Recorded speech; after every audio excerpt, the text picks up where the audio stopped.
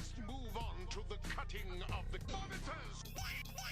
Tomorrow I'll invent those blueprints. Tomorrow I'll start. Tomorrow I'll invent just a little technical problem. Tomorrow I'll invent my sewer.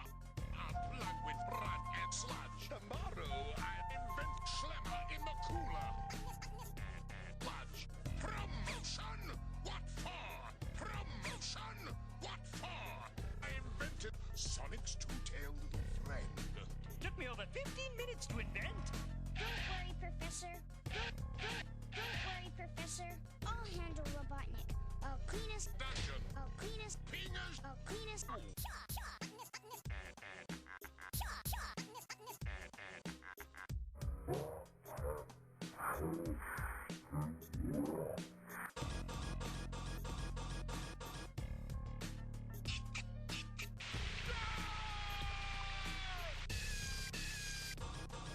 Tomorrow I'll invent those blueprints. Tomorrow I'll start. Tomorrow I'll invent my fingers.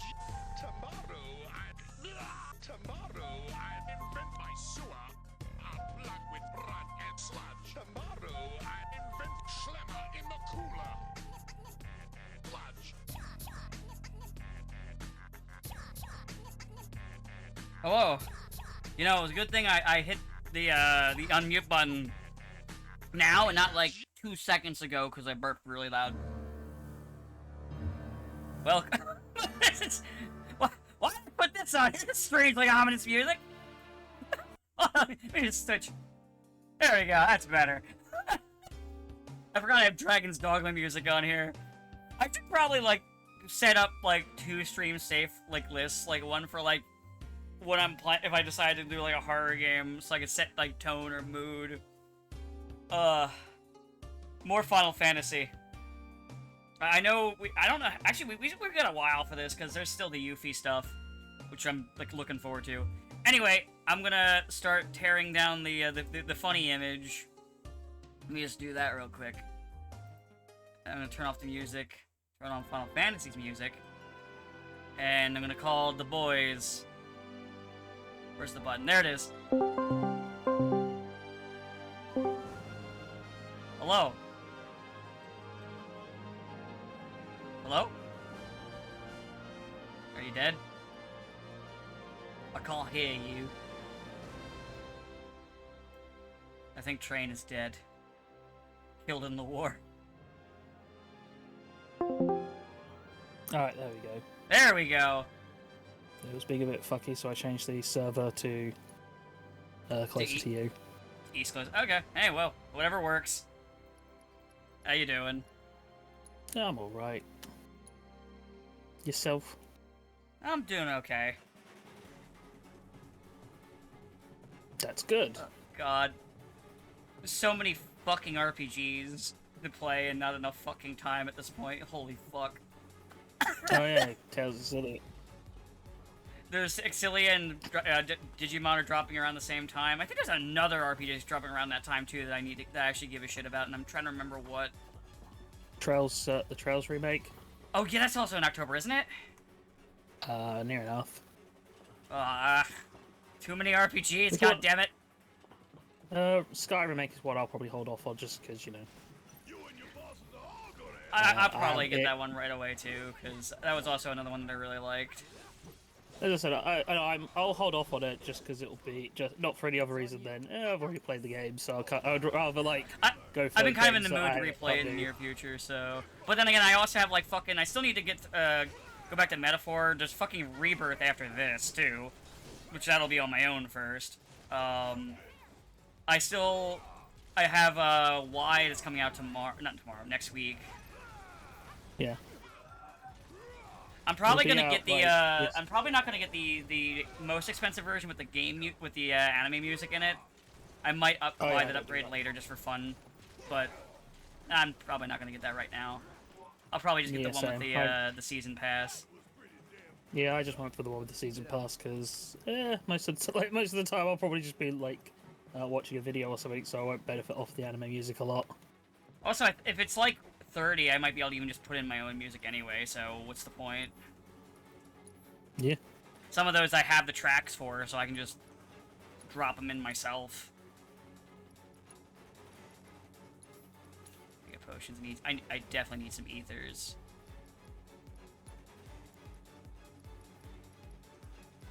Even if they are the baby ethers, at least it's something, because I will need them, even if I'm using them out of combat.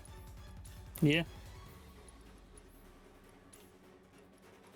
Regular potions, I only have one on me, but I don't really need to buy those. Not this level, not this stage of the game.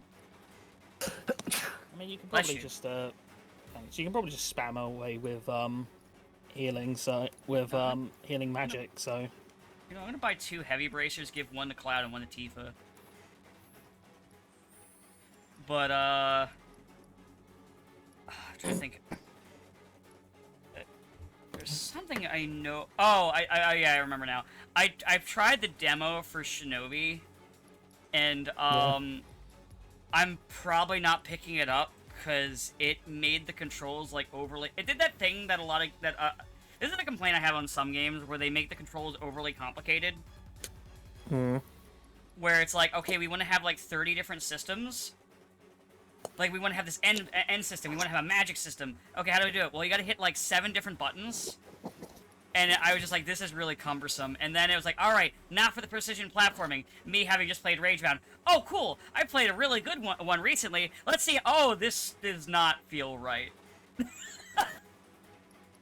So, my boner for that game went completely flaccid. And I'm like, oh, I'm not picking this up.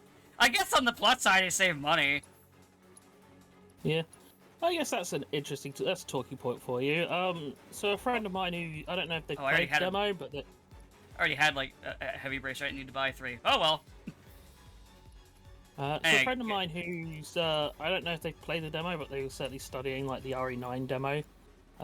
Basically said that they've lifted. That it looks like they've lifted a lot from Alien Isolation. That's interesting. I mean, I guess if you're gonna have like an invincible like predator predator enemy, it might as well steal from the best. True. I don't think anybody can argue that like the alien in Isolation is like the best like of the invincible stalker enemy types. Yeah, honestly, it's like really good because you honestly, it's like one of those the only one of those kind of games that, like I'm not super critical on because it's just well done. Like, because you know, I've made fun of Amnesia to death in the past and other stuff like it, where I'm just not. Also, really... to be like completely fair here, Isolation is not like a game where you can do nothing. Yeah. Like there is combat outside of the alien, and you can dissuade it for. And if it does detect you, it's not instantly a game over. It's like if you're quick on the reactions, you can. Hey, to be fair, some of those other ones, when you get spotted, it just becomes a Scooby-Doo chase sequence. Oh yeah, but you can't really outrun these. You know, it requires like. Oh, the Xeno, no. I'm making fun of the like the Amnesia and Amnesia likes. Yeah. Yeah, you can't. That were like super popular like about like oh god like 15 years ago now. Fuck. I mean. I think Alien Isolation is one of those games that's incredibly fascinating because it's just how well it's done, where it's like the sort of main complaints you can really have are it's too long, which is an interesting complaint to have about a game. I feel. Yeah, I mean that's how I felt about Rise of Ronin. I feel like, though honestly I don't think it's as bad in Isolation. Ronin was really good especially in the early and mid parts. But it kind of just stops really having new tricks up its sleeve, and you're just kind of fighting the same types of enemies over and over again. Yeah. And it and the story wasn't really interesting to begin with, let alone like later it just kind of gets less interesting. Won't you? So like it never is like bad. It's just like this could have ended like 20 hours ago and it would have been fine. Or a price. Like, it happens every now and then with games, but, you know. For Isolation, it's more, I forget if you've ever played it, or if you have any interest in playing it, and might care if I spoil it. Probably not, but I also don't. Alright, well, part of, like, the problem for Isolation's pacing is, there's about midway through the game, maybe the exact halfway point, you eject the Xeno into space, and it's gone and it's gone. That's not to say you don't encounter xenomorphs after that, but it's a good while, and part of the twist is that you have to explore a hive, in Aliens. But the problem is that to get to the that part, you have to have more of a sort of slugfest, where like the main selling point of the game is just simply not there. So it's kind of interesting that it's this really long section before you get to like the big twist hype reveal that, oh no, there's not just one alien. Gotcha. Yeah, there's lots of interesting like quirks to the isolation. Oh yeah, I think well, it may not be like the kind of game I play. Like, I genuinely think that it's really well done. It's crazy that might sound for someone who said they have no interest in playing it. So it'd be very interesting to see what RE9 does with that. But I'll be honest, like, I don't know. It feels odd to do. It feels odd to lift from isolation for Resident Evil when I feel like even when Resident Evil does do like the invincible bot enemies that you can't really that stalk you for it, has done like the similar concept. I don't know. I just don't think Resident Evil's like typical style of gameplay, even after the reboot, meshes with that concept as well. Yeah. Because and especially because like part of the tension of isolation is having things like the motion tracker.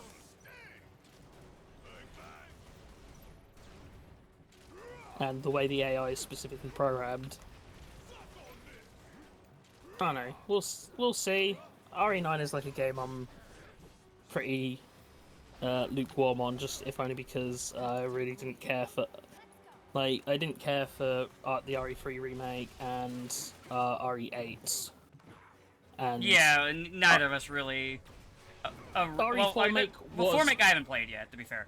But I wasn't. But in general, like I mentioned before, I'm not really a first-person horror person. But also, what they did in those games, I also just didn't really like either. Well, 3 wasn't like the first person. 3 was the third person. No, I was thinking of like 7. 7 and 8. Yeah. So 8 I've kind of complained about 8's numerous problems before, so I'm not going to go too much into it. Yeah, long story short, we made fun of it. A couple long story short, like the castle is the best segment of the game, but it's too quick, and it's the more you play it, and the more you replay it, or the more you think about it, the more you realize like it's actually just not that great compared to like very similar. Like the obvious comparison, I think, is RCPD and Resi 2, but they're like night and day in terms of overall quality and replayability. Yeah. I mean, 3 Maker as well. It's kind of like I just don't get who 3 Maker's for. Like, it feels like it's a game that just exists to check a box to say, well, we've done it, because the people who are fans of that game, they're not happy because most of the content's cut from it.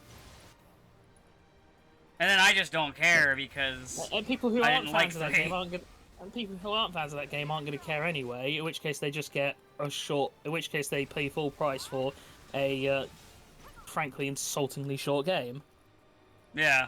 Like, it's one of these things where I can't work out why they decided to make it. It felt like a side game you shit out as quick as possible, like it's fucking like it's a fucking yearly like WWE update. Now, I know people like those games, but come on, man. I mean, I play them, but yeah, usually I'll skip usually I play like every other year for those. Yeah, but you know what I mean. It's like, obviously with like that sort of time frame, they don't have a whole lot of time to do a lot of things like basic QA. Yeah. But yeah, for Resident Evil 3, for the remake, it was like, why did you half-ass this? Especially since so much of it is reused assets anyway. So it's like a half-ass of a half-ass. I don't get it. I don't know. Yeah. And then I do also feel like Konami with the sort of recent Silent Hill stuff is taking wind out of Capcom sells with in terms of survival horror. Yeah. Oh, also, what was it? The voice actress that does Yuffie in this is the English voice for the girl in that game. Oh, neat. It might be a game I only play sub, assuming it's available. Just because it feels like more in theme. Oh We'll yeah, see. yeah, no, I get that. I'm not really sure which way I'll go with it, but she's definitely a good I'm not- choice. Yeah, I've I'm heard not like her someone- delivery with some of Yuffie's lines, and she's good. Yeah, I'm not someone who's like religiously sub over dub because I feel like there's. Oh no, benefits I to get that both. because, like, for example, oh god, I gotta get people back to life. Let's start with Cloud. He's the one with the summon. But he can't do it yet. What was I gonna say? Sub Okay, versus dub. Oh yeah. Yakuza is one of those ones that, like, I know they have a dub for it now, but I don't listen to. I don't put it on the dub ever. Yeah. It just doesn't sound right to my ears. I think there's definitely like times where for one reason or another it's like now like I'll prefer one over the other. Like sometimes it's nostalgia, like with Dragon Ball or like Yu-Gi-Oh. Other times it's for simple reasons like XL Saga is a series I obviously really like, but I won't listen to it. I won't watch it dubbed because the VA changes halfway through. That would annoy me. Oh yeah, because her throat got so fucked up screaming as Excel. Yeah, maybe she'd have just not screamed for like one line. But you know. I mean, have you seen Excel? Yeah, but she talks fast. She doesn't have to scream every line. Anyway. Fun fact: the Japanese VA is the voice of Usagi. Yeah. Actually, literally is a joke about that in XL Saga. Oh yeah. In the episode, the animation episode. Yeah. That's also part of the other thing. It's sometimes there are like one of the benefits to dubbing that people don't talk about is the fact that there are some things that just can't be translated like directly. So part of a good localization is trying to find the middle ground of doing a joke or a bit or a reference that has no that hasn't got like a clear-cut basis that you can just use. Well, it's kind of like what was it in Persona 5 when they got the English dub voice for Char to do Shio. Yeah. But also it's like the typical thing like can't say dialect being replaced with a Texan accent. Yeah. Actually, there's a bit more of that I've noticed lately. Like, what was it? The voice actor for Fern and Farron is the voice actor for Soletta in G-Witch, and it goes for both the sub and the dub. Which I think is interesting. Makes sense. It's just like, that's not something you used to see a lot back in the day, so that's why I find it interesting.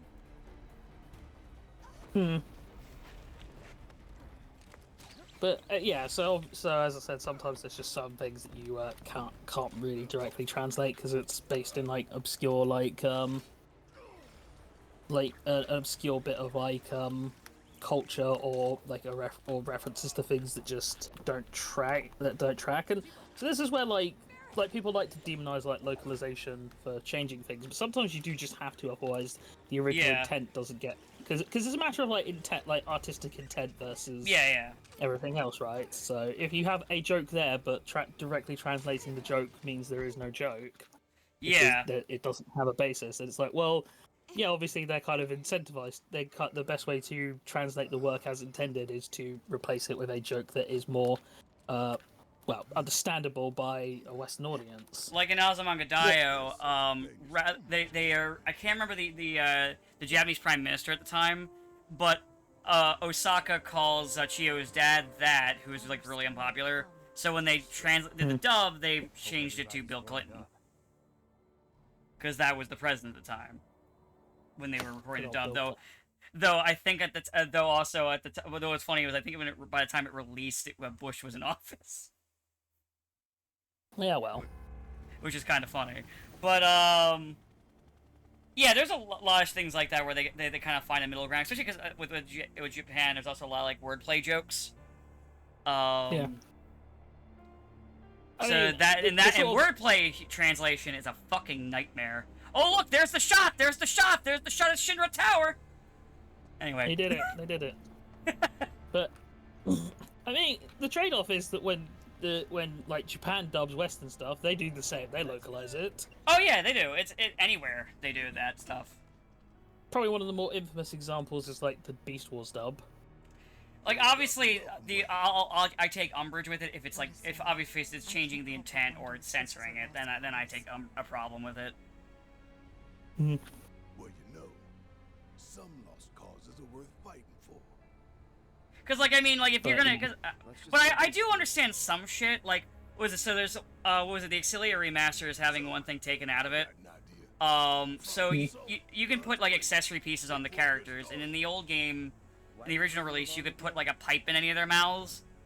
And a number of the kids are like 16, 17, like some of them are like 16. I think one of them's 12.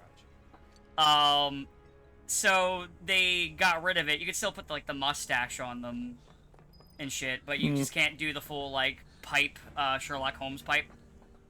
I kind of get it because ratings boards probably threw a fit over seeing like a someone who one, at least in like stuff here, if you have smoking, the rating tends to go up. TV or movies are automatic R. Unless they're already released. So, like, technically, by today's standards, if The Great Mouse Detective released today, completely unaltered, as a new film, not an old film, if they are still smoking the pipe, it would be an automatic R. So I get why they did it, even if I do think it's stupid. Like, I can think it's stupid, but it's more of, like, I'm not mad at the devs or anything like that. I'm like looking at, like, fucking, like, ratings boards and stuff and being like, you guys are stupid. I mean, it is silly because, like, who's going to watch, like, something like Great Mouse Detective or Plague Tales of Zillia and go, well, they're smoking, I'm going to take up smoking. Like, I think it's provable that, like, smoking is predominantly caused by, like, peer pressure from people who already smoked. Or from growing up in households where it normalizes smoking. Yeah. Like, people, and obviously, like, you know, like, smoking has been, like, drastically reduced just as more education has come out about it. And... Yeah. Like, so, like my parents smoked.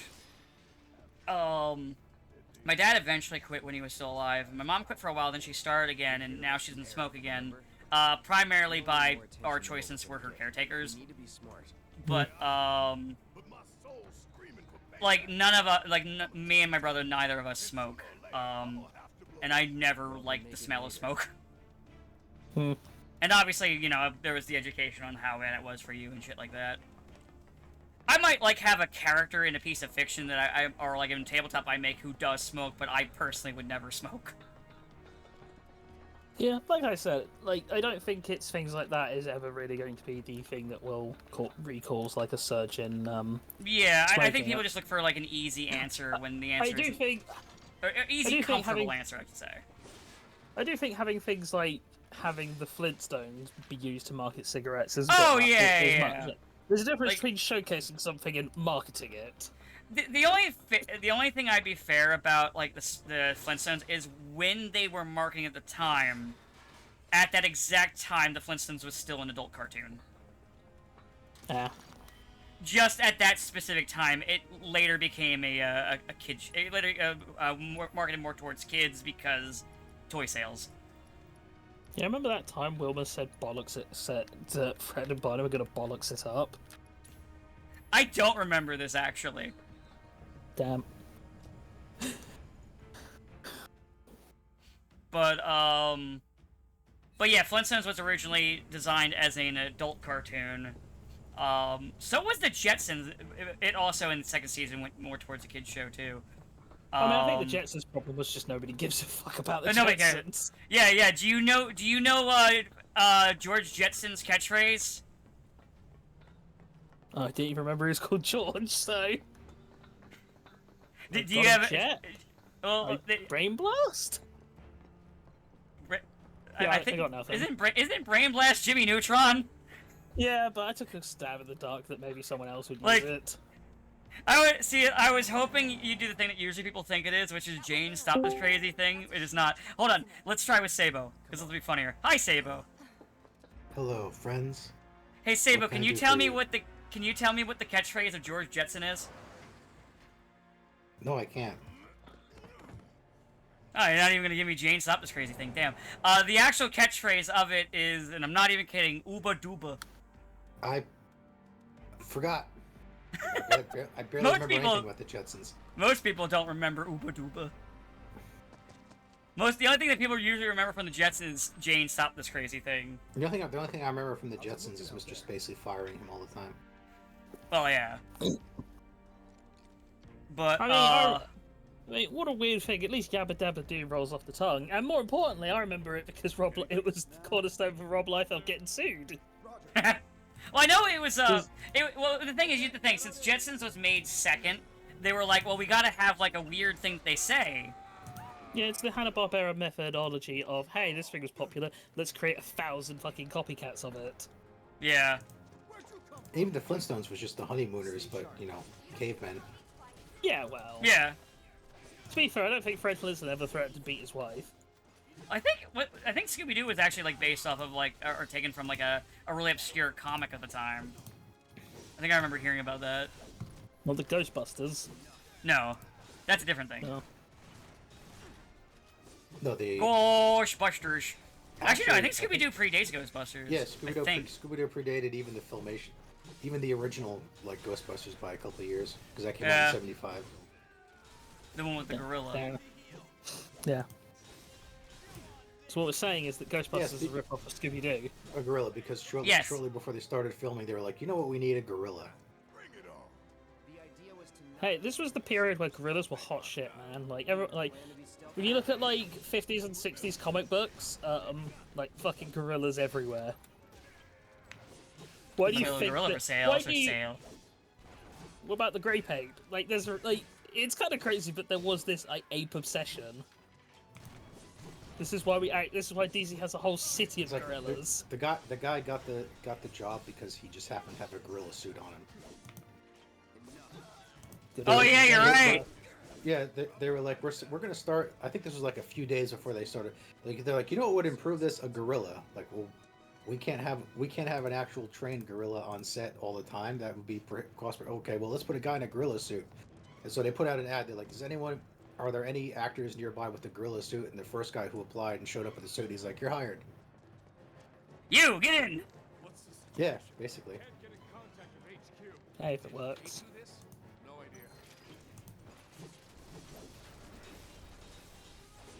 But, I'll also say where Yeah, I I'm in mean- the game right now is I'm raiding Shinra HQ. I just getting through I'm just gonna say the parking lot. The underground parking garage. Yes. yeah.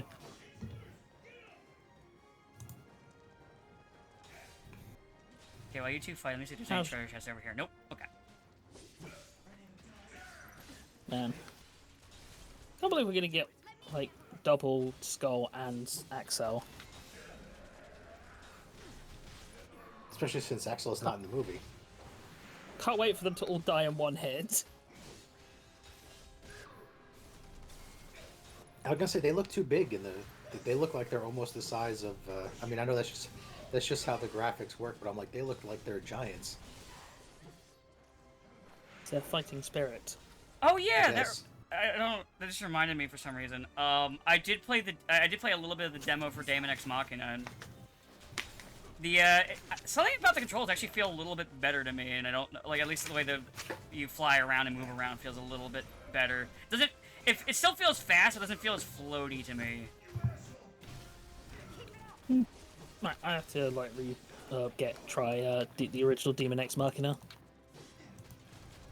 It's kind of it was an unfortunate game because obviously it came out to fill the hole that Armored Core had been left by Armored Core, and then Armored Core came back. It's okay. It's okay. The hole's back again. Yeah. it's Back to gone. the soul slot for you, developers.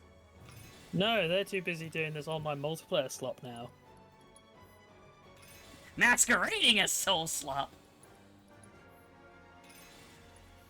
Which way, modern gamers? Soul slop or live service slop?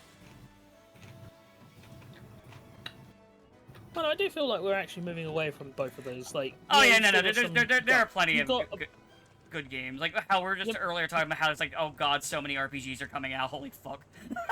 Well, I just meant like as an industry trend because I feel like apart from a few holdouts, everyone else gone. You know, online only and Online live only is service going games out. Soul Slap though is still in its Yeah, still. because It's they lost a ton of money, and they're like, why didn't it work? And they're like, because you can only have a few of them. Well, everyone was chasing the Destiny money, but the problem is even Destiny wasn't making the Destiny money. yeah. Like all of it was like an entirely like this weird bubble of live service games where everyone was like, yeah, this definitely will exist. We'll force it to exist. And when it just didn't work because, you know, people don't want to just be like That's when playing World this of shit all the Warcraft time. brought in a bunch of MMORPGs, all of which died because people were playing World of Warcraft to play with them. And you can only give all of your free time to one game. Yeah. Kind of one of those things that I remember is why I remember Lawbreakers, that Cliffy B hero shooter That came out fucking game. that came out just as Overwatch like got announced and released. That if I had a nickel for every time a weird kind of mediocre one of these kind of games came out right when a big hero shooter was gonna drop, I'd have 2 nickels.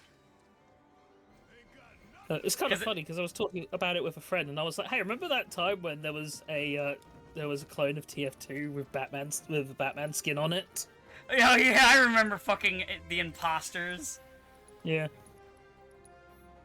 It is incredible that like no other game managed to challenge like TF2's like dominance of hero shooter until Overwatch. Like, not really. And the funny thing is, TF2 is still alive and kicking despite Valve's lack of effort. Yeah, I mean, to be fair, even Rivals hasn't managed to kill TF2 or Overwatch. They're both still going pretty strong. Yeah, all 3 of them So are it's got- doing pretty good. It's kind of Yeah. crazy, actually. Oh, I guess semi-related. I think Overwatch 2 just announced they're going to do a Persona 5 like crossover event thing. Oh yeah, I just read about that. I was like, More really? skins for Kiriko! I guess that means Persona 6 isn't coming out anytime soon. I think it's funny whenever I see Overwatch players complain about that, and they're like, "Yeah, give it to the fucking that one character that looks like the ground." I don't remember their name. The one with like the Venture. gap in their teeth. Yeah, Venture. They're Like, non-binary. yeah, give it to them. Give them skins. Like, no one's gonna buy the skin. I'm gonna tell you that right now. Hey, they've got one legendary skin That nobody wanted. that was added post. I don't know. I mean, it was fine. It was just nice to have something. You get my point, though, right? Like, they're gonna go for whatever Oh. makes the money. Yeah, they go for the same like 4 every time because they're the most popular They ones. keep But getting they keep honestly, getting the money. if it occasionally gets us shit like Optimus Rhyme, then yeah, whatever. Like, give Kiriko as many fucking waifu skins as you want. I don't care. I don't play the character anyway. Like, I don't play the game at all anymore. It's just funny. I play it because a bunch of friends of mine still play it, and I'm like, well, I can not play it, or I can and then not interact with friends, or I can play it and interact with friends. So Right. catch-22. But it's one of those things where it's like, yeah, it's annoying that like some characters just get insane favoritism, but you know, I mean, it's like that in any sometimes game. yeah, it's I don't know, I just because it's all just cosmetics anyway. None of them like have any benefit to gameplay except maybe this guy who used to be called McCree skin, which made all of his shots silent, basically. But anyway, so see how that goes. See how the skins go. Probably won't invest in it because you know I've thought about it, and I just think I'm done with Persona 5. I mean, it has been out for almost a decade. Do you think they'd be ready to? Yeah, Yeah. it's been out forever, and it just keeps coming back, and I'm like, I kind of miss when this was a niche series that people would just go, oh yeah, that's that weird game that I played on like a whim, and now it's just this like fucking, and now it's like, here you want to have like you want to play anything? It's got fucking Joker in it. The Joker! Millions of people with their Joker profile pictures, and then if you ask them, And oh, haven't what played the how game. did you- yeah, what did you think of Persona 5? Then I didn't play. What this character from? God.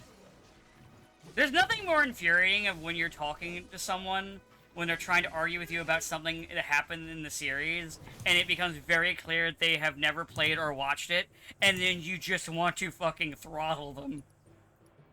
Counterpoint, when you're watching people who you normally quite like then talking about something that they obviously have very limited knowledge of, and they start saying wrong shit, you just want to reach through the screen and choke them to death. Also, that too.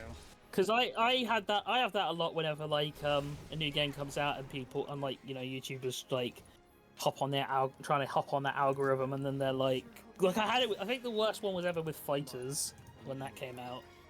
Because everybody was like, "Oh yeah, I know Dragon Ball," or "I think this is what happens in Dragon Ball." It's like, no, it doesn't. Just shut the fuck up. Like you obviously don't know it, or you've not watched it. That's fine, but just stop quoting wrong shit.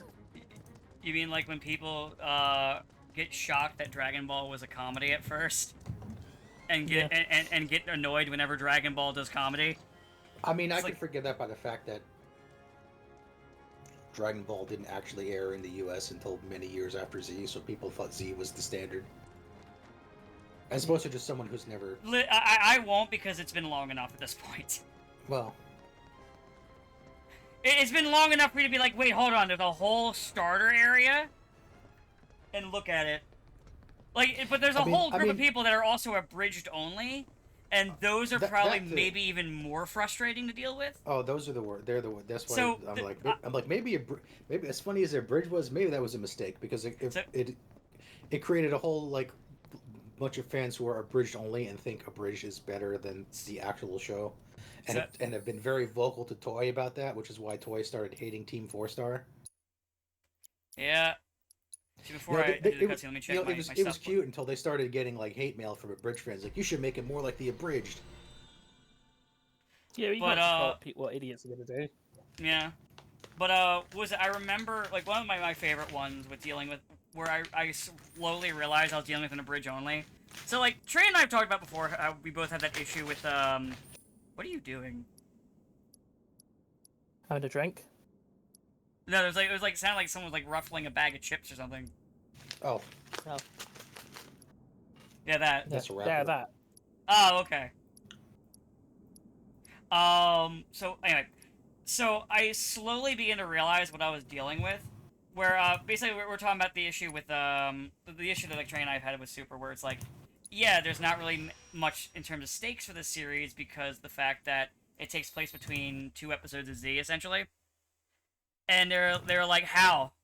And I slowly realized this was somebody who's abridged only, and their only knowledge of the Boo arc in past is from, like, Team 4-Star's top lists where they briefly talk about it. And I just sat there, just mad. It's like, why are you talking to me? I watched it! Here's the episodes! Ah! Real OG's an alternate reality Dragon Ball Z purist. I mean, I was mostly just talking about the people that watched it on Toonami 30 years ago, and that's it.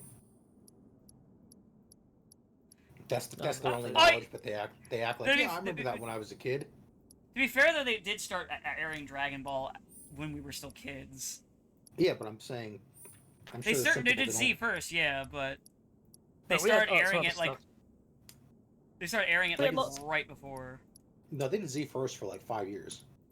Yeah, but then they started airing it like right before in terms of time slot. Yeah, but it's possible they only watched it until after they were no longer age appropriate for the block, and then stopped, as opposed to us.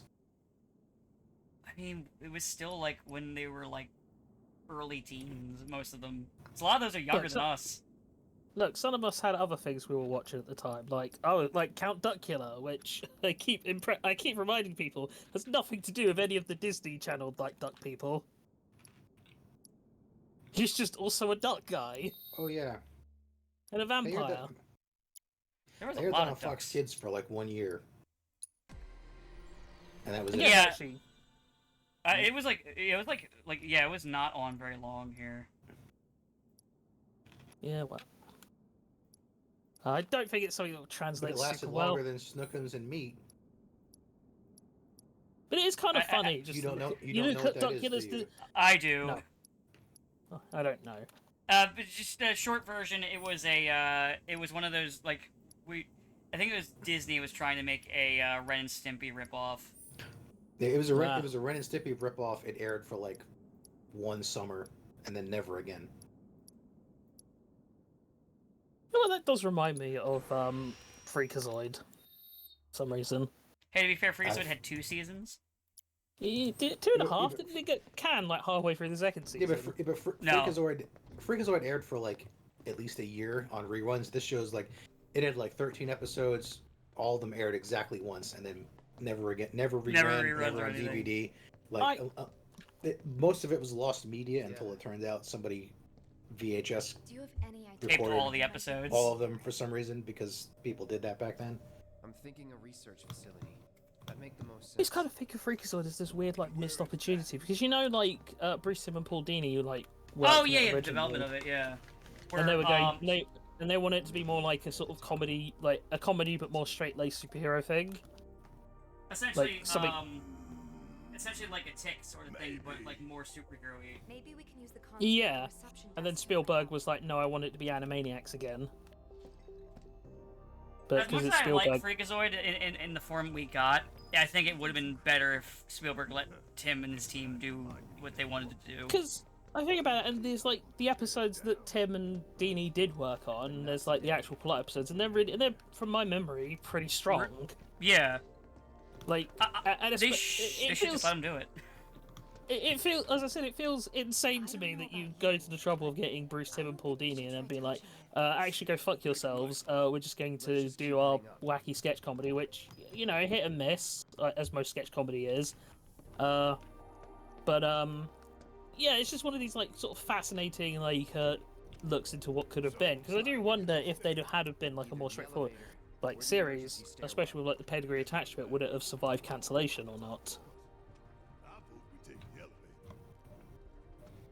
Because like similar shows to it came out before and after and managed to do better, like The Tick or The Mask, the animated series, or Yeah.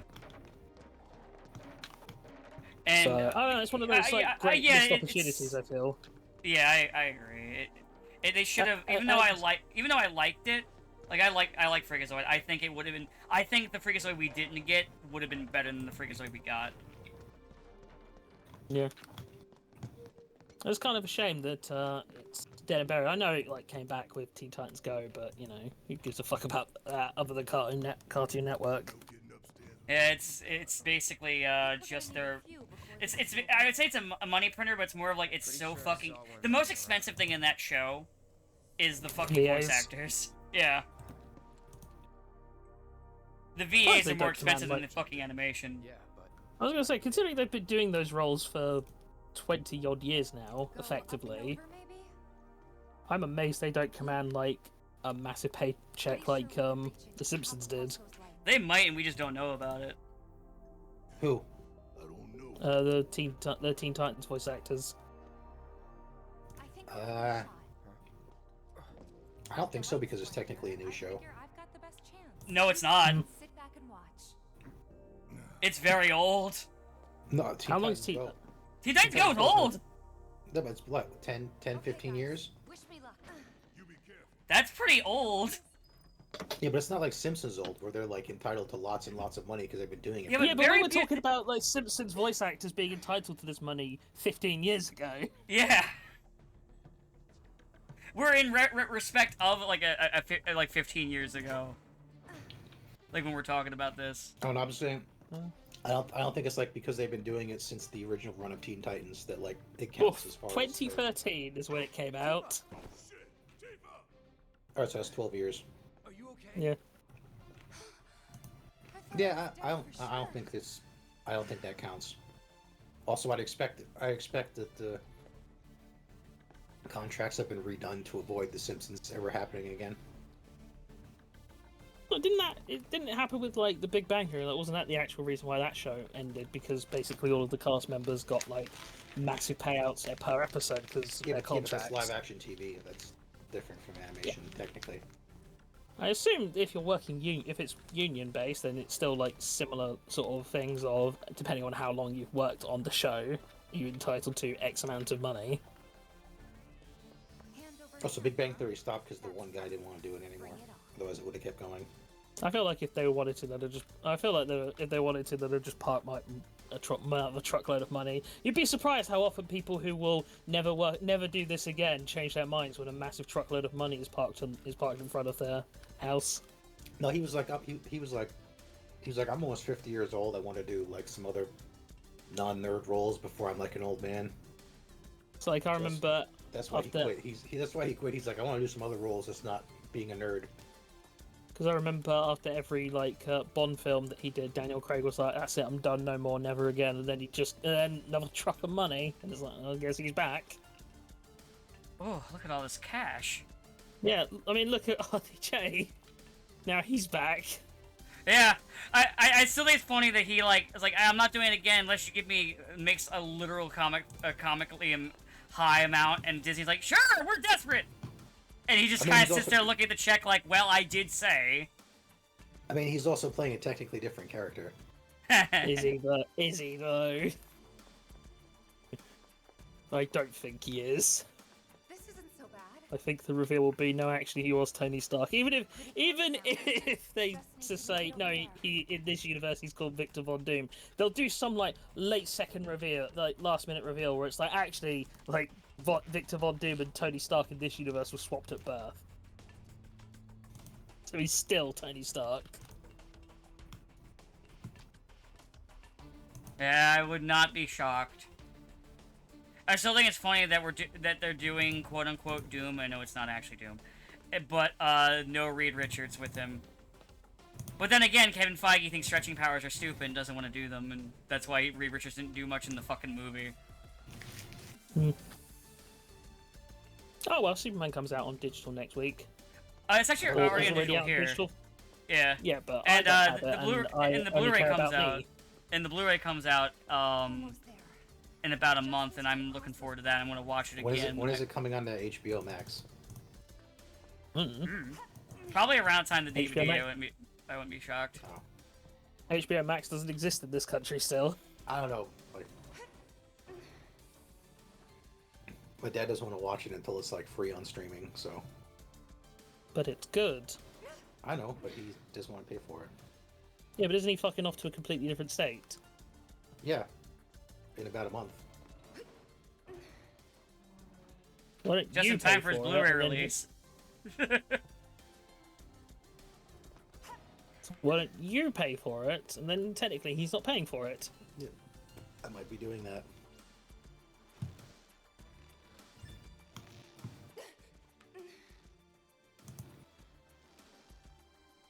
Indiana Jones, eat your heart out.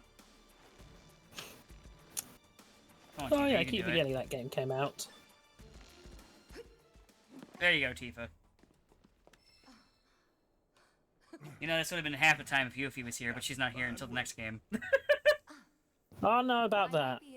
Yuffie has a tendency to not make things better. In the story terms. Ah. Also, there is a section like this with Yuffie, and it's just as annoying, so... She also has to swing and climb around on things. Bingo. Professor Made especially worse by the cutscene that follows it. This is after that. Isn't it? Isn't it during the thingy? No, this is when she's already joined the party. We need to check in at the Skyview Hall reception. And she has to go swinging around Mount Nibel because she wants to,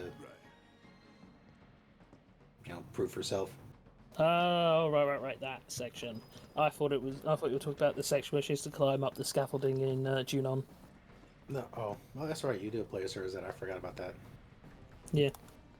Because it leads to a certain cutscene that I won't talk about because Dan's here. Hello. No, there's the unclean one.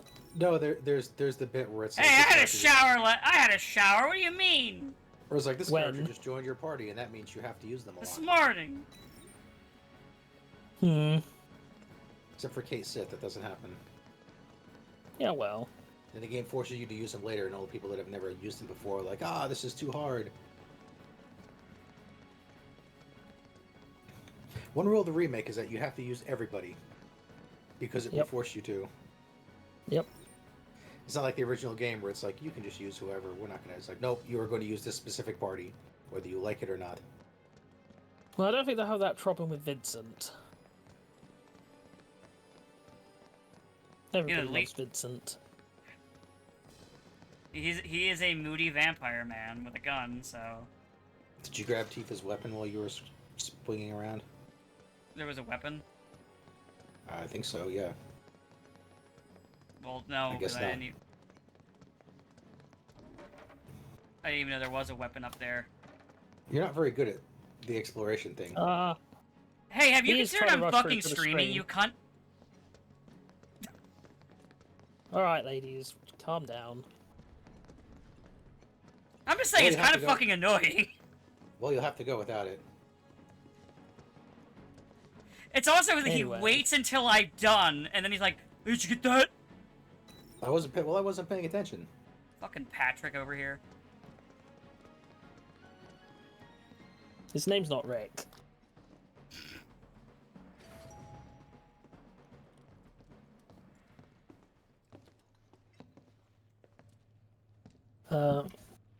Man, it was funny seeing the DLC, and then they're like, "Oh yeah, Brave Righteous," and I'm like, "What's a fucking Righteous? What's this?" Cyclone Bridger, that was it. Oh yeah, that one. What the fuck is this? I mean, Yeah. neat, but That was in like Alpha Gaiden, and that was it, I think. Yeah, that was one of the. Like I said, a lot of those are ones that either I'm just okay with or wasn't really or haven't seen. Cyclone, I've never heard of. Before that, It's part of the specific J9 getter. trilogy. That specific getter is from the phone game. Yeah. but he's got a revolver. And then the original Jeeg. Because we gotta get the Italians. Well, I mean, I know why they went with the Yeah. originals, because they have all the fucking, like, old school for a lot of the other ones. They wanted to probably go with a theme. Also, Jeeg, you could just... Also, Jeeg, you just do Jeeg, or if you like Shin Jeeg, you, You'd have to do both of them. Yeah, and also you have to have a lot more animations, because Shin Jeeg has a lot more attacks. Yeah. And, like, I don't fucking want to do that.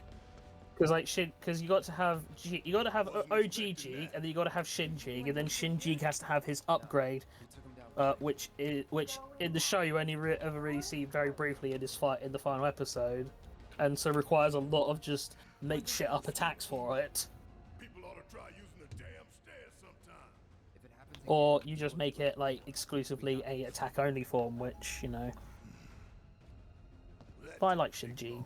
Also, because not getting Shin Jeeg means we don't get the fucking banger fucking songs from Shin Jeeg. Yeah, no, you just get the Yeah. original theme. Which is no Stormbringer or Dead or Alive. Yeah. No, you get the original theme, which is telling Jeeg to kill all of the enemies. Kill them all, Jeeg. Kill 'em! Basically. And then Dagon, which I'm surprised we got Dagon. Why do you hate Dagon? What's Dagon ever done to you? That's like the brave. I think the worst brave of all out Wow. of all of them. Really? I think so. Damn. Also, it's not Dagwan, and I want Dagwan, damn it, before it's too Oh, late. that's what it really is, because you just want Dagwan. I want Dagwan. Well, Dagwan has like fucking 10 different fucking units. Well, so does Dagon, technically. Yeah, They're but just- nobody gives a fuck about like the about anyone who's not Dagon and the Lion guy. Straight on up to the top now. Come on. Well, they like the bad We just guy keep getting waylaid, don't we? you want to take the stairs. because he's like a It's basically 12-form Shah. changer. You mentioned it. Oh, right. You're thinking of like the. I'm doing bad the guy. elevator bit. I like it. They keep referencing the stairs. Be crazy to go up the stairs, wouldn't it? Wrong floor. That fucking poor, like, secretary lady. Right. Normal people work here too. She I mean, she works for Shinra. She knows what she signed up for. Yeah, it's like no, like normal people work here too. Oh, everyone with Shinra is a traitor. Yeah. Kill them all. Yeah, basically. Sometimes, you just got to accept some people are We're collaborators. safe here. What about you, Mom? You okay? Good. There's another just regular Shinra employee. What? Oh, they gotta be kidding. Kill him. Kill them. Hey, I don't have control. They're not killing him. Not. We haven't heard I don't have a anything choice. Barrett, he's a Shinra dog. Kill him. again at any time. Just get somewhere safe, okay? I'm just saying there are certain companies in the world that if you work for, you're basically bidding you sold your soul. Hey, Tesla, no one will hold it against you. A whole lot of normal people with families and friends were Now go back and edit that and say, like, Amazon or Microsoft or Apple, or really any big company, actually, now I think about I it. know it's not exactly a revelation. I mean, Tesla's not sucking the lifeblood of the planet yet. Yeah, they are. They fucking demand people drill for cobalt, which requires, like, fucking incredibly, ecologically unfriendly actions. So they're not directly doing it, but they are a massive contributor to it. That's just pollution in general, you know. Actually, Barrett kind of just said this essentially, like, yeah, they're not without sin. Tifa. Yeah. They gotta get the fuck out of here, basically. You have 10 seconds to leave before I just start blasting. You got 10 seconds to get out of here before I frag everyone in sight. 1, 10.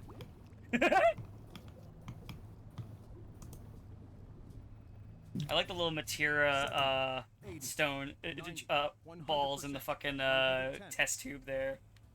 Mako supersaturation confirmed. You know, they're trying to build the ultimate materia.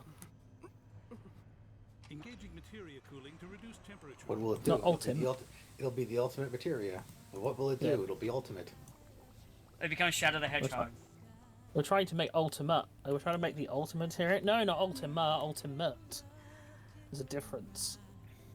Shadow the Hedgehog. Wouldn't it be rise. easier? You have a meeting shortly. Wouldn't it be easier to just breed a bunch of to do some chocobo inbreeding and then head on over to the island to get Knights of the Realm? No.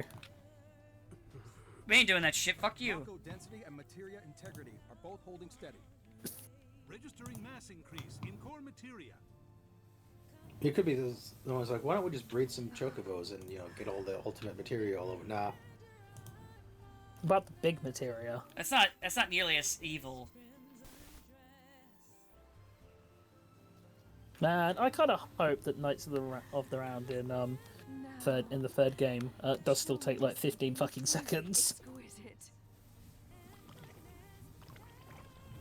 I mean, granted, it'll still be better because just by mechanics-wise, you can't just do what you do in OG7 and just fucking spam it like 6 times in a row. Materia growth accelerating, outpacing models. Registering crystallization within the reserve. Is one of the better strategies for killing Sephiroth is just weaken him down a bit and then spam Knights of Well, the Realm. they're all dead. I mean, they Yeah, one-shot him. that's- They one-shot him unless you've powered him up. And then a Yeah, but you've two-shot. got to power him up because otherwise it's not a fair fight. It's like fighting that one guy, that one like super boss in Super Rock Boss 30. You got to fight him like 16 times, otherwise it's not a fair fight. Oh, hi, hologram reception lady. Do you remember what is that guy's name? He's like the boss of Z3 or something. Advent? The guy, is that him? The guy who shows up Yeah. in 30. Yeah, he's Advent, and he's like, And what, you guys, you never wanted to see me again? Like, no, we didn't. I was about to mention that the fucking save thing with him, where he's like, "Hey guys, did you miss me? Wait, what? You hate me? You don't want to see me again?" That's not very nice. No, because you were in Z3. Oh my god, it's the Grand Tour. Dragon Ball GT. I don't know about you, but this is kind of weird. The Grand Tour. The Grand Tour, which was like 15 episodes, and then it went back to the usual stuff. Yeah, because people got mad that it wasn't the usual stuff, and then they made it the usual stuff, and people got mad. And they just gave up. They're like, all right, no more Dragon Ball. Basically, Yeah. ratings. Basically, it had low ratings, and that's what ended up killing it in the end. We gotta get all these damn key cards just to get anywhere. This is Shinra HQ. The hell did you expect? Says the former company. But Guess you know about all the rules, regulations. I do wonder if we'll see that like with some other like big series. Like I guess technically we're having it with fucking Boruto. You know, Just the fact that the Boruto end is of still the- going on baffles me. It is remarkable, isn't it? I thought Boruto would have ended ages ago. Like, people like this trash? I mean, I think people like Naruto, and it's just by association they accept Boruto. I mean, I know Naruto's wasn't exactly like super great, but like this low. I mean, we can at least accept. I think it's fair to say that Naruto, regardless of like opinions of quality, was insanely popular. Oh yeah, but you see what my point is though, right? Like, yeah, Boruto is so much worse. And yet, and in spite of and yet, this, here we Bleach, are. And yet, Bleach here is desperately struggling to try and get its like last story arc finished. I need to finish preparing my draft of the reconstruction plan. Not undeservedly so, but I mean, even that's better than Boruto, and it hurt to say that, just so you know. Having never watched, I'd say that's up for debate. having never watched any Boruto, I can neither confirm nor deny. Having watched some Boruto, I could say it's still better than Bleach. I mean, that's not saying much. I mean, we're comparing two piles of shit, to be fair. Yeah, but it's like which is worse? And the If answer I is was Bleach. told to watch one of them, I'd watch Bleach over it, because at least the character designs look good. I mean, I would say something about a post ending like One Piece series, but we all know that's not happening. That series ain't ending at all. One Piece would have to end first. I think what happened with One Piece was because Oda will like fuck with like when people guess shit. So I think what happened was he's looking through the comments. He sees someone like 2 decades ago be like, "Yeah, so the ending's gonna be it's the friends we found along the way," and then he went fuck, and now he's been circling the drain trying to think of something ever since. No, he already admitted basically what happened. Oh, what was that? I'll decide if I believe him after you tell me. So the original plan for One Piece was going to be like a 5-6 year long run, and it would have been Luffy heading off to the Grand Line and sort of combating the 4 Emperors of the Sea, which were established like super early on.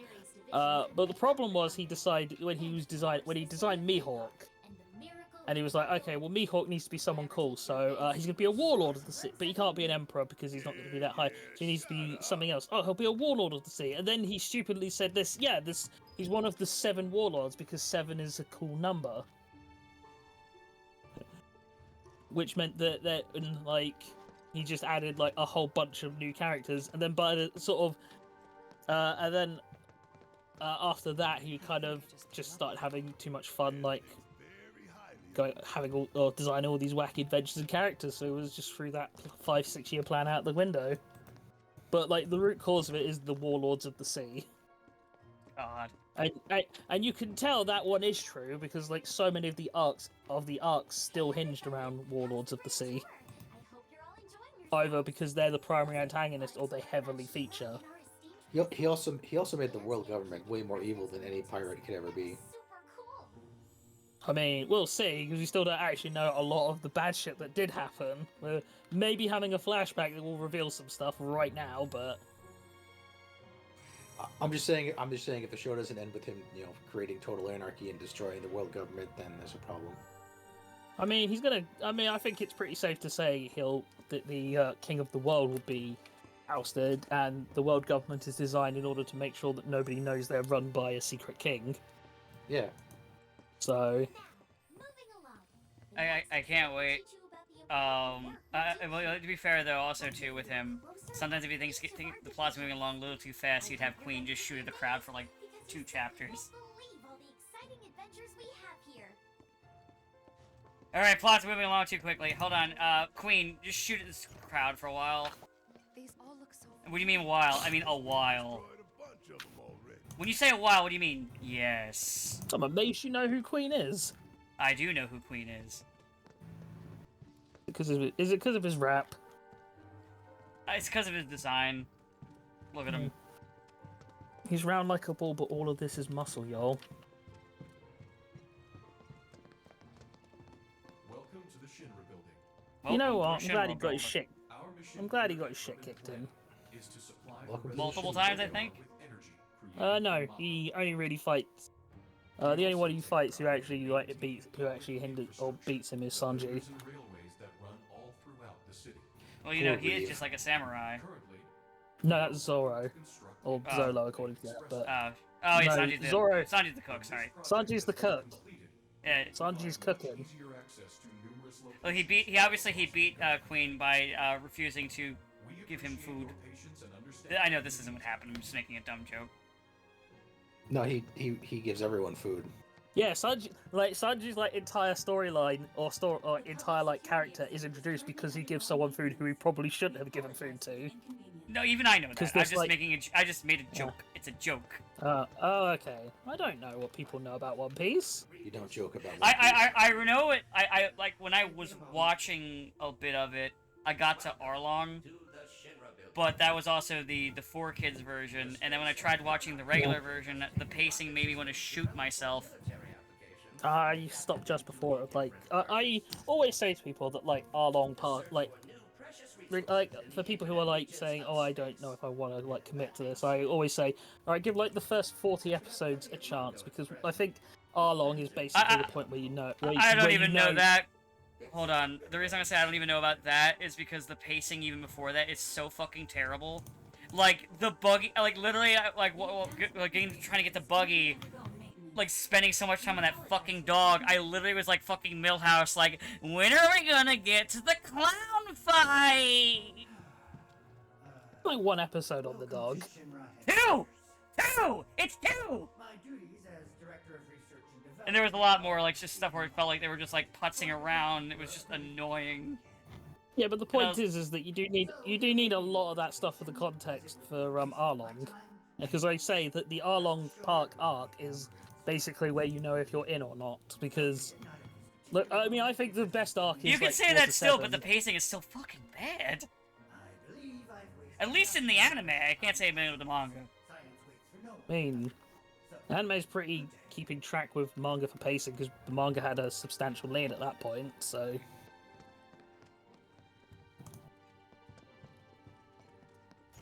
Can I leave now? And Okay, there I can wasn't- leave now. and the closest there's like one bit of filler that happens, but that's like after Sanji. Actually, I think that's after Arlong. Here at Shinra, we strive to ensure the safety of all residents around the clock. Yeah, so I think the Arlong arc is like the best one to know if the show is for you or not. Obviously, I think Water 7 is like how you know if you're fully in, but that's a lot more of a commitment to trying to coax people into watching. I think 'Cause, you One know, Piece will end Water- when the heat of the universe hits. I mean, allegedly we're getting there. I But then, think like I I think said, Oda's gonna put like, his head in a midway- jar like Futurama. All about the miracle Like I said, like midway through this arc, we just started this big flashback. city of So Midgar itself. So come on. yeah, we did get to see Blackbeard's father though. This is Midgar. How many off-screen kills does Blackbeard's father have? Created in 1/10,000th scale. How many off screen? At least one. He's gotta catch up to his son. Form a ring around the center of our city and keep Midgar running Sure. day and night. I'm actually trying to remember. I think like Black. I'm trying to think. I think if we count it, because Whitebeard sort of dies from a lot of wounds, but I think Blackbeard kills Whitebeard on screen. He takes him off screen to do something to get his he takes his body off screen to do something to get his devil fruit power, but Mako keeps our lights on. I'm pretty sure like the killing blow is landed on and Whitebeard dies on screen. So All I know is One Piece fans make the joke because of when Squirrel Girl became more known now because of Rivals. There were like One Piece fans made a whole gag of who has more off-screen W's. Blind to the cold hard truth. off-screen wins. Oh, it's just wins. Okay, because kills is different from wins. Sorry, my bad. I should have been more specific. Yeah. Oh yeah, he has a lot of off-screen wins. I think. Or largely less specific, because, I guess, because kill is very specific. Yeah. Yeah. As far as kills goes, he actually has one of the few on-screen ones. Because there aren't really, I know there's not a lot of people, a lot of death in One Piece. No, it just means it's so the ones that do happen do have a lot of lingering impact. Oh no, Especially one I of don't. them. Oh yeah, yeah, Ace. I'm not gonna besmirch it for that. I actually think that's good rather than just like just killing left and right when you don't need Now, to. to be doubly fair, though, there are plenty of times where it is complete horseshit that someone did survive. See, I can't comment on that, to be fair. Like, there's a guy in Alabaster who, there's a bomb that's about to go off, so he, like, because he's a birdman, he flies up into the sky, it detonates, he should die, he's right next to the bomb, it's a bomb that's supposed to level a city, and then somehow he's okay. He's very badly hurt, but he's not dead. You might think, oh, he's a big relevant character. Nah, Oda just like didn't want to just kill him off.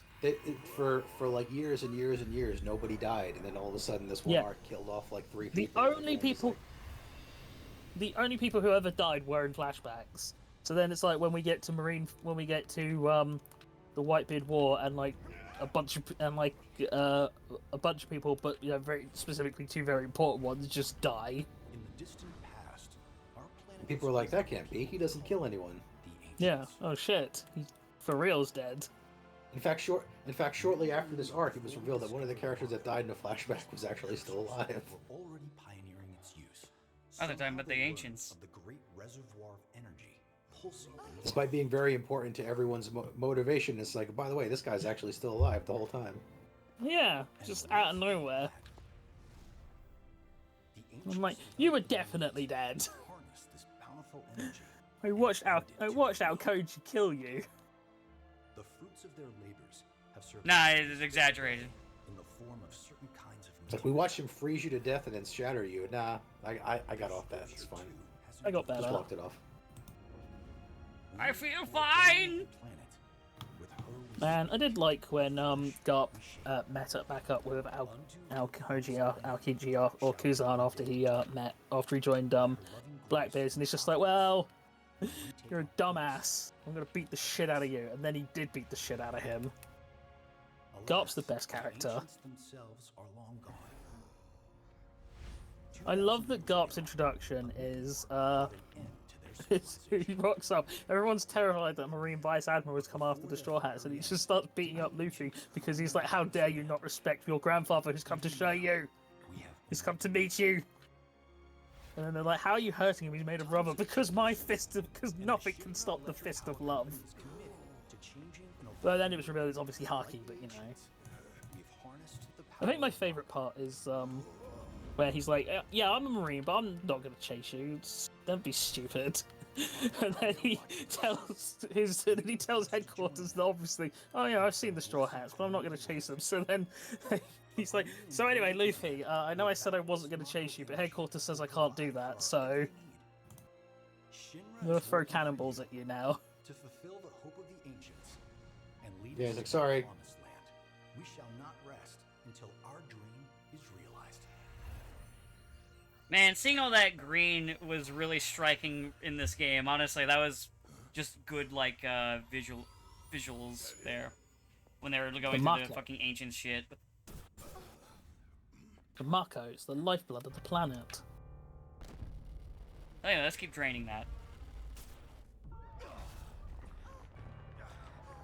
Well, I guess here's the question: do you think if like oil and gas was like made of the souls of the dead, do you think people would stop drilling?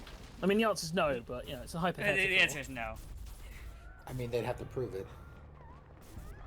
There'd be people who are saying like, believe in souls. People would be like, no, that didn't happen. No, that's not real. I mean, that's basically what happened here. Where it's like, oh, that's why. Okay, hold on, because in the cutscene, I was like, that's why people were like, oh, is Sephiroth gonna kill Tifa? Okay, I see. Oh, that's not specifically why people thought Sephiroth was gonna kill Tifa. It's just it's just I think it was just more the nature of rebirth. Like obviously some things are. Some things are obviously. Yeah, and what would be like the biggest surprise, like quote unquote surprise twist, if the thing that everybody knows is going to happen. Might as well be boiled pond water. I think it's funny though. I made a joke about it being Yuffie, and you're like, that wouldn't happen because Nomura likes that fucking character. Which I mean, You're right. But yes, the idea being that if they were going to do any big shake-up, it would be to that scene and switching who would die, and the next character that had the biggest impact would be Tifa. Just a movie.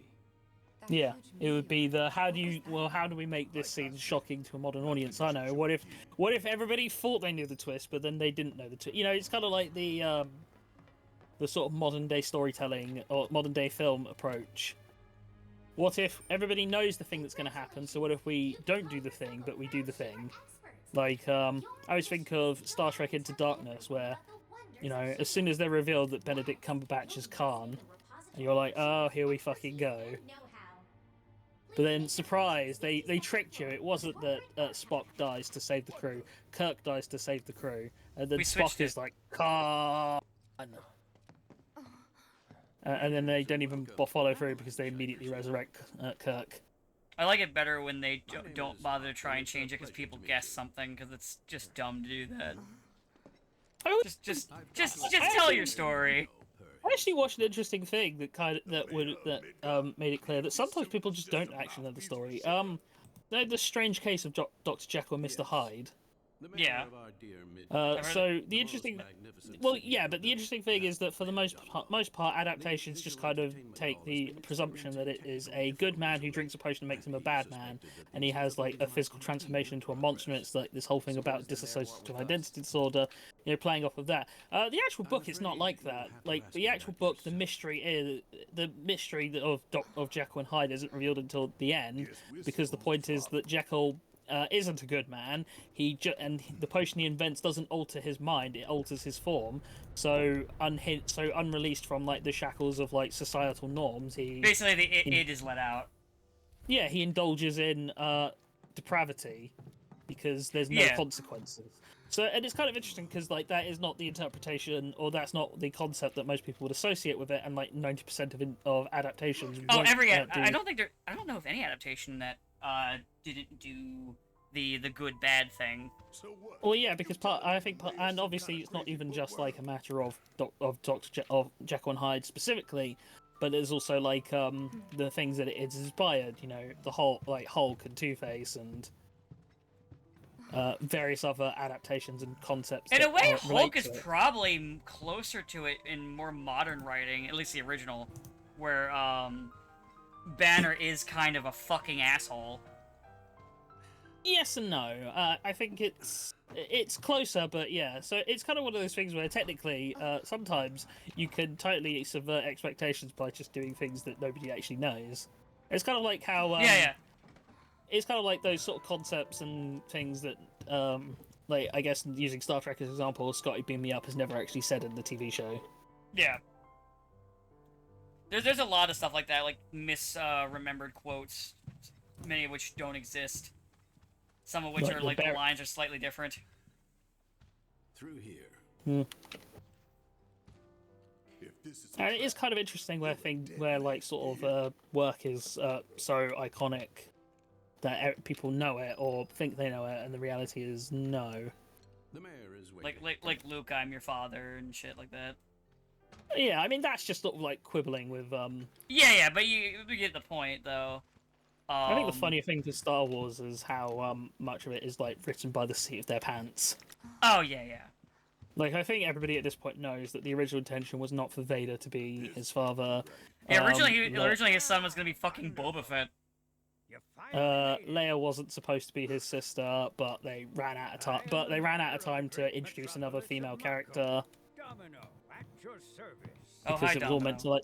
It was all meant to tie into like the sequels that didn't happen, because Star Wars was never intended to be like a 3 and done or a 6 and done, or I mean hell, you kind of just see examples of that all across the prequel trilogy. Oh yeah, Terrence Stamp died recently. That was sad. I remembered it because he's in Star Wars, like he's in Phantom Menace, because he's the Chancellor before Palpatine. Oh yeah. I like Domino revealing like, "Hey, you guys are terrible at sneaking in. I covered your ass." Wow, thanks, Domino. Say what? Putting them luck powers to use. Is it really that Oh yeah, surprising to Neil you? Ross playing another You've role. seen where they put me. The mayor of the greatest city in the whole wide world. Good old tucked Neil away in a Ross. secret Yeah. closet in the damned archives. The nerve. He used to be in Transformers and G.I. Joe. He's been in a lot of things. Neil Ross is one of those voice actors who, I don't think most people will appreciate just how prolific he was. We need to break into Professor Hojo's And if there lab. was a cartoon or a video game around like the sort of 90s to 2000s, he was in it. Remember, he's Vulcan in MGS3. He is Vulcan. And the Green Goblin in 90s Spider-Man. Oh, that was him. I didn't know that. Yeah. That's Neil Ross. It's easier to hear when he's doing like the Norman Osborn voice, but yeah, he is also hitting the Goblin like squeaky voices. Yeah, just he's one of those people. It's kind of like Tim Curry. If like anything animated or video game related was around at the time and had voice acting, he's probably involved somewhere. You're the mayor? Does this look like the office of a mayor? I like how he snaps it, but you're the mayor. That's good. Nothing more. They don't even invite me to their meetings. Bitch, what do you think mayors actually do? That's all I do. My hands and fingers have more We kiss babies and we open malls. Not a whole lot else goes on. My daily torment. They've made me a pathetic shell of a man. Okay. They don't like us, but we'll make it right. So just calm down. It's like This scene is kind of funny, I'm not gonna lie. Let me see that key card of yours. Mayor is the best. I like him. I enjoy cantankerous old man characters. They're fun. At least he's not grabbing your crotch like the president in MGS2. True. Here you are. He's just grumpy. You can now use it to access the recreational facility on the 63rd floor. And actually here, helpful. And then I mean, it's helpful with the original. Yeah. No, I just mean here as in because of the game we're playing. Identify yourselves and he'll give you a key card to the 64th. But it is kind of funny when you like rewatch anything old and you're like, oh yeah, there's Jim Cummings. There is nothing less. Everyone says he's cooler than the rest.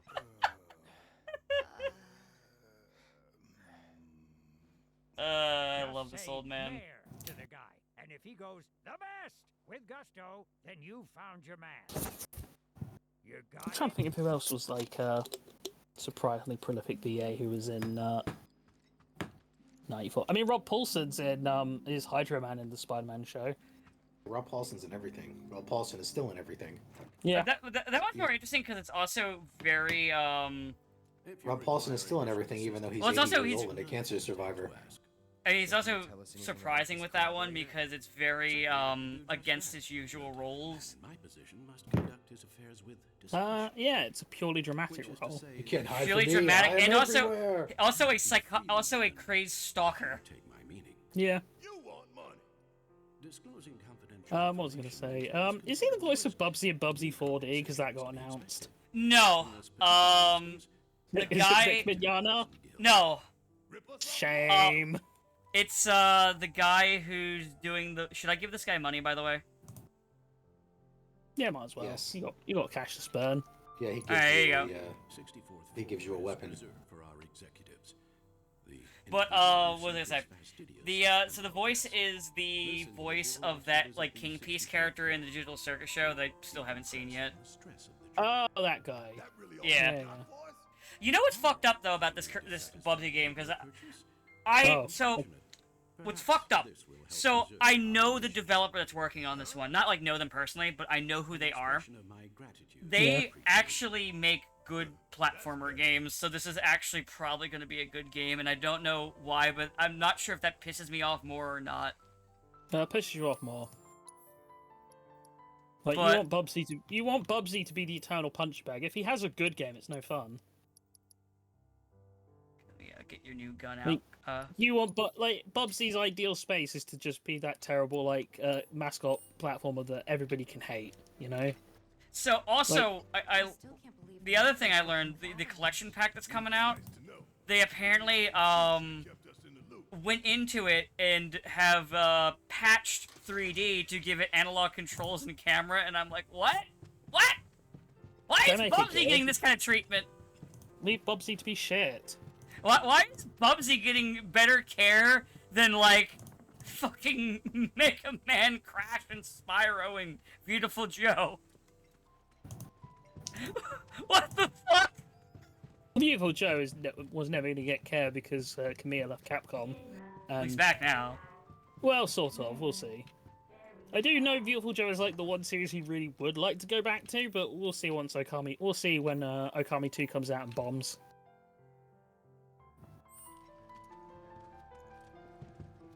You're expecting it to bomb? I don't. Yeah, if only because Okami has never made its money back, and it's had like a significant amount of releases. It's just, it's one of those games that people who play it love it, and it will always creep onto like top 10 list, but the average person isn't gonna fucking play it. Alright.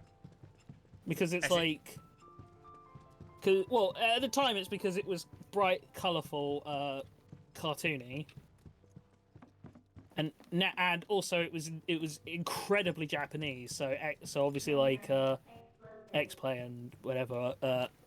Basically, actually, I'll be fair. X-Play liked it. I'll be fair to them on that one. This is the one I they get. I think it was through gritted teeth, where they were like removing the fucking nuclear symbol off of the map of Japan, saying, "Well, we've got to have one, or else people will cotton on that we're horrible racists." Even though we'll put Adam Sessler in yellowface. Yeah, it's the token Japanese game that they used to say, "No, we're not racist. We liked Okami." Listen, guys, we like that Okami game. Understand my intentions. We like sure part when like that Resident Evil. Yeah. So, as I said, I would love for Okami to do well. It deserves to do well. At least the first game does. Who knows about the second one? Yeah. But I wonder how well it'll do. Part of it will probably also be dependent on the marketing for it. But Yeah, that reminded me, there was like that fucking very Japanese kind of like, it was like a tower defense, but also like farmer game thing that that wasn't marketed very well. But people were like, "See, you guys said that you won original games and you didn't buy this." I'm like, I'm gonna be honest with you, it doesn't look like a game that I would enjoy the gameplay of. Like, I think the art direction's great, but I don't like this combination of game mechanics, so why would I fucking buy it? It's a combination of two genres that one of them I tend not to like, and the other one I only like sometimes in some games, but usually no. So why would I buy it? Yeah. I mean, it's the kind of catch-22 of like people want to make games, or you want like your B games that are relatively cheap, but part of the problem is you also have to accept that that some of them are just going to be in like niche markets or niche audiences.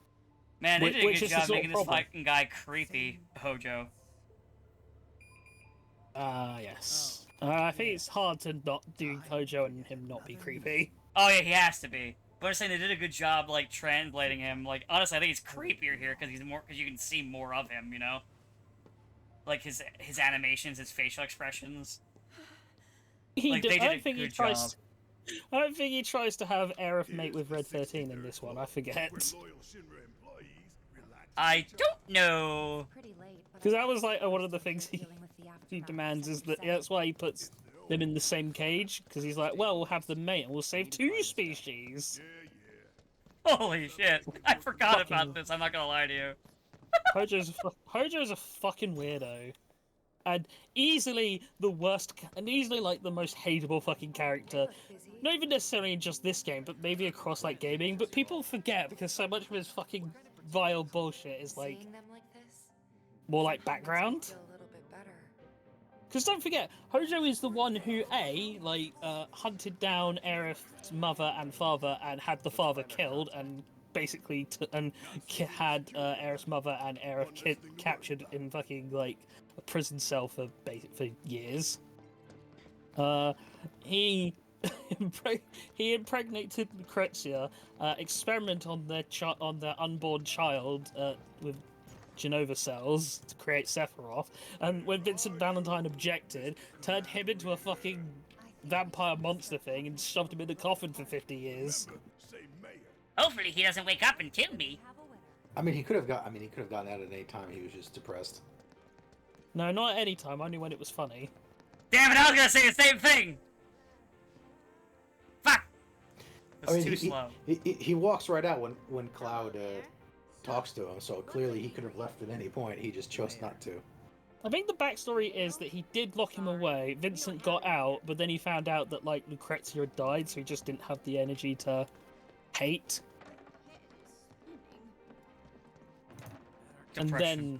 And then when like Cloud and company were like, "Oh yeah, we're gonna go kill Sephiroth," he's like, "Wait, Sephiroth? Listen, this wannabe Super Saiyan from the future has the same name as Lucrezia's son." The same as Lucrezia's son. How bizarre. Yeah. So I think it was more a case of, and then obviously as soon as he does get out, when he has the option to, he takes violent vengeance on Hojo. We will find the villains responsible and bring them to justice. I mean, hell, don't forget Hojo also experimented on Cloud and Zack for like a year, 3 years. Yeah, a couple years. He's like the worst. I don't think any like villain in like certainly no villain in Final Fantasy has ever topped him for just the sheer vileness of his character. Are you military? Cool. Not even Kuja? Pretty busy around here. I mean, Kuja's just a prick. The mayor. Huh? Like, Kuja's whole thing is that Daddy didn't love him. Never mind. Like, Well, Hojo's... First his daddy didn't love him, then it's, oh, I'm going to die, well then I'm going to destroy the whole world, because if I don't get to live, no one does. Hojo's motivation, he's just fucking evil. Just leave me alone. The mayor. Like, he claims it's for science, but he's clearly getting off on it. Oh yeah. Like, at least Kuja has, like, a semi-tragic backstory. Hojo doesn't. Hojo's just a fucking monster for the sake of being a monster. Man, I It's sure like- do love being horrible. It's like the one thing that, like, Scarlet and Heidegger have is that Hojo is just infinitely worse than them both, combined. And Palmer's, like, a fuckhead, but Palmer's clearly also, like, I don't know, You can use it to train Special for battle in needs? virtual space. Does training in that thing really make you better? I don't think Palmer got his job for his competence, let's just say that much. You work here? I mean, he gets that rocket Recognize you. repaired and ready to launch in like The mayor. a few hours. Is the best.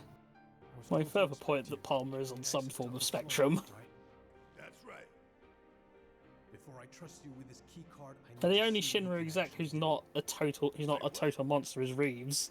Do you know what would happen if you got caught? We're putting our lives on the line here. Prove you're worth it. We have a state-of-the-art combat. Ah, system. time for the battle sphere. Provide a real challenge, let me tell you. I think after the battle show, I'll probably end for today. Then the key card is all Yeah, yours. well, the battle sphere is your way of having an arena in the middle of Shinra. Makes sense. Is there This any is the grinding in it? Just so I know between streams. I forget. You know what? Before I end, I can always just click on the guy and find out. Yeah. Because if there's more Coliseum stuff here, I can do that before next stream and grind up.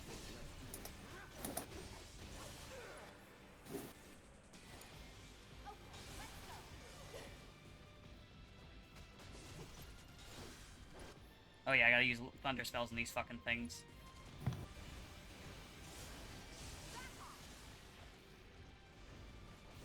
I cast Thunder Spell. Thunder.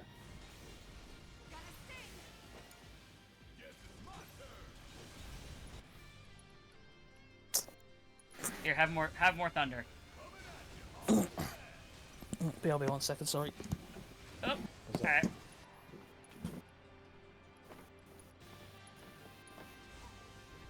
Crippled the right blade.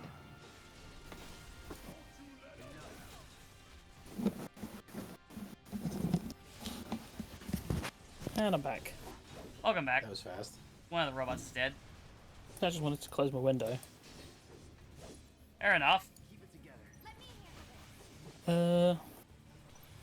Yeah, I am struggling to think of like any villain who is like even close to Hojo's level of just violence, at least in Final Fantasy. I'm sure someone will just point out, but what about the Joker, baby? Seymour? I mean, Seymour's like talks a big Seymour game, just but he never. Seymour's he just never- really into one chick. Now I think about it. Seymour's, So. He's not I mean, even into Seymour, you. Seymour's No, he's like not even into you, everyone though. would be more happy if Oh. they were dead, and given that he is dead and still walking around, he Like, it's never a case of, oh, Seymour likes Yuna. Yuna is just a part of one of Means Seymour's an many end. plans. yeah. Yeah. His plan is to kill everyone in the world, so they all become incensed like him, and that will make them happy. Because then no one will be devoured by sin or some bullshit. But, Which yes, I mean, Seymour talks big game, but, like, the actual things he does is, like, whatever. Like, the closest he does, at least in terms of story, is that he kills his own mother, but she also, I think she wanted him to do it, so she could become Anima. Yeah.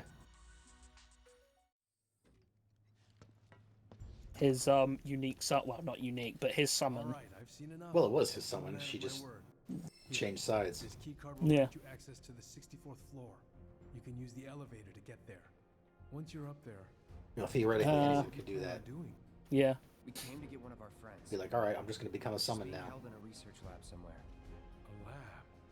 Then she must be Like, Professor Ultimisha's pretty Ultimisha's plan is just to effectively destroy the world, but that's just pretty generic, and she doesn't really do a whole lot else. Know where we can She find wants to Hojo. go back to when she was a The board child. meeting is scheduled to Yeah. start soon. Also, it's not she's like- Noah, In the main possibly. conference room. Oh, Professor Hojo and the other directors you know, will be lots of random theories about 8, because... And also, Squall's actually been dead the whole time. Yeah. Try it. Listen, Security will be on your 8 doesn't explain a lot of things. We need to find out what they're planning. Yeah. You want to spy in their meeting? Well, I think it's also because like 8 was hit by a lot of production problems, because like we all know that like Climb into the the Laguna stuff was meant to be a lot more fleshed out than it wound up being. Thanks for the tip. And obviously the ending Okay, is it's a mention here that there is more in the combat room. Okay. Let me see what all they got. Maybe I can even just do it real quick now before ending stream, because if it's not much, fuck it, do it now. I think there's I believe it's quite a lot. Yeah. Let's see. Well, once it loads it's- the screen up, I'll know. And some of it isn't available until post game. Ah, yeah. There's 5. There's 5 fights. Some of them are also pretty lengthy, so I wouldn't recommend. Okay, doing so one yeah, stream. I'll do this on my own then. All right, let me save the game. 'Cause yeah, I won't lie. As soon as they mentioned that there was like a little battlefield here, I was like, ooh, another arena. I got kind of excited. I was like, ooh. So yeah, I'll be There's doing many this. arenas. Good. I enjoy. I really like the combat of this game. So like, more excuses to hit things in this game is good. And engage with the combat system. Mhm. So. And I've even started to remember to fucking block. Rather than That's just good. tanking shit. Now maybe people stop hitting you in the face then. Well, they'll hit at least the shield, or the sword, or Tifa's arms, or Barrett's robot arm. Speaking of Time to Barrett, I leave. have to... Yeah, it's time to leave.